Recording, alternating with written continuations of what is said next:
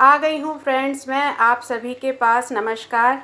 बच्चों की छोटी छोटी भूख का कुछ इंतज़ाम करने, कुछ इंग्रेडिएंट्स के साथ घर का ही सामान है।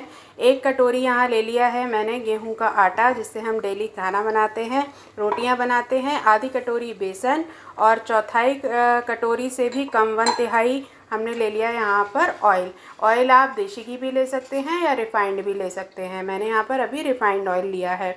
और साथ ही 1/4 चम्मच ये सारे मसाले ले लिए हैं, जिसमें है नमक, लाल मिर्च, चाट मसाला और सफ़ेद तिल, कसूरी मेथी और थोड़ी सी अजवाइन। बेसन है तो अजवाइन तो जाएगी ही जाएगी। और साथ ही ले लिया है यहाँ पर एक बड़ा बर्तन थोड़ा बड़ा ही लें, क्योंकि इसको हमें मसल के थोड़ा सा। यहाँ मेरी बेटी आ गई थी तो बेल बजी थी, तो मैंने गेट खोलने चली गई थी। डांस क्लास जाती है वो। तो इस तरह से एक बड़ा बर्तन ले लिया और इसमें हम सारी चीज़ों को डाल देंगे। सबसे पहले गेहूं का आटा, बेसन यहाँ पे हम डाल देंगे और अच्छी तरह से हम इसको मसालों के साथ मिक्स करेंगे। छोटी छोटी भूख के लिए बच्चे आजकल छुट्टियां हो गई हैं, कुछ ना कुछ मांगते रहते हैं, तो आप बीच में घर का बना कुछ हेल्दी दे सकते हैं।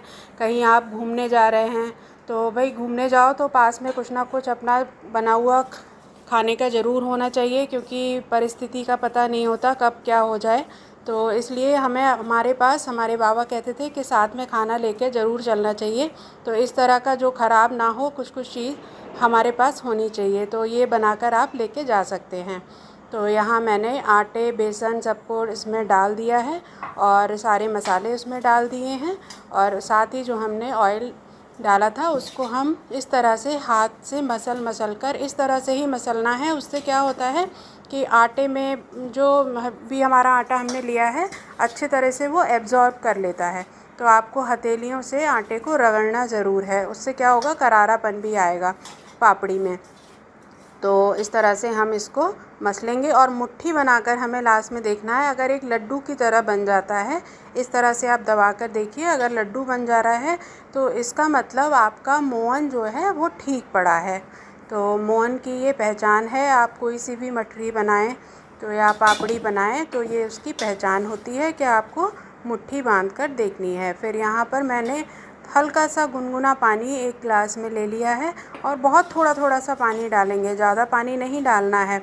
इसका एक हमें टाइट डो लगाना है, जैसा हम पूड़ी के लिए लगाते हैं उससे भी थोड़ा सा और टाइट। तो इस तरह से हाथों से मसलते हुए हम इसका एक अच्छा सा डो लगा लेंगे। और देखिए इतने अच्छे से ये डो लग गया है। तो इस पर हम थोड़ा सा ऊपर से ऑयल लगा देते हैं और इसको थोड़ी देर हमें रेस्ट कराना है। ऑयल लगाएंगे तो ये ऊपर से सूखेगा नहीं। और इस तरह से एक प्लेट से या सूती कपड़े से ढककर थोड़ी देर के लिए हम रेस्ट करा लेंगे। और पानी देखिए पूरा ग्लास लिया था, यहाँ तक था पानी, बस इतना ही पानी खर्च हुआ है। तो बहुत थोड़ा सा पानी हमें डालना है। और 10 मिनट हो चुके थे तो इसकी अब एक बार और यहाँ पे इसको मल लेंगे।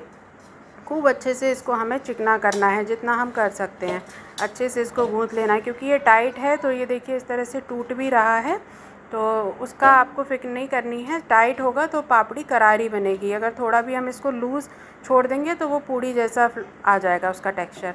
तो इस तरह से मैंने इसकी लोइयाँ जो हैं वो काट ली हैं। अब एक एक लोई को हाथों से इस तरह से घुमाते हुए चिकना कर लेंगे खूब। देखिए अब पूरी परफेक्ट ये नहीं होगी, क्योंकि टाइट है तो किनारे तो फटेंगे ही फटेंगे। तो उससे क्या होगा, ये पहचान है कि पापड़ी आपकी और अच्छी बनने वाली है। बेलन की हेल्प से इसको हम पतला एक एक लोई आप चाहें तो बड़ी भी ले सकते हैं, जितनी मर्जी हो, जितना बड़ा आपका चकला हो, जितनी बड़ी आप बेलना चाहते हो उतनी बड़ी आप ले सकते हैं। तो रेसिपीज़ आपको मेरी अगर अच्छी लग रही हो तो आप प्लीज़ चैनल को सब्सक्राइब कर लीजिएगा और साथ ही बेल आइकन को प्रेस कर दीजिएगा और अपने फैमिली फ्रेंड्स के साथ शेयर भी करिएगा। तो इतनी पतली यहाँ पर पूड़ी ये बेल लेनी है और इसको एक नाइफ़ की हेल्प से इस तरह से 4, 6, 8 जितने भी पीसेस में चाहें आप कट कर सकते हैं, या कुकी कटर से कोई शेप देना चाहें तो वो भी दे सकते हैं। तो इस तरह से सारी जो पूड़ियाँ हैं वो मैंने बना ली हैं। इनको बोलेंगे पापड़ी। और तिल देखिए देखने में तो अच्छे लगते ही हैं, खाने में उससे भी ज़्यादा हेल्दी और अच्छे लगते हैं।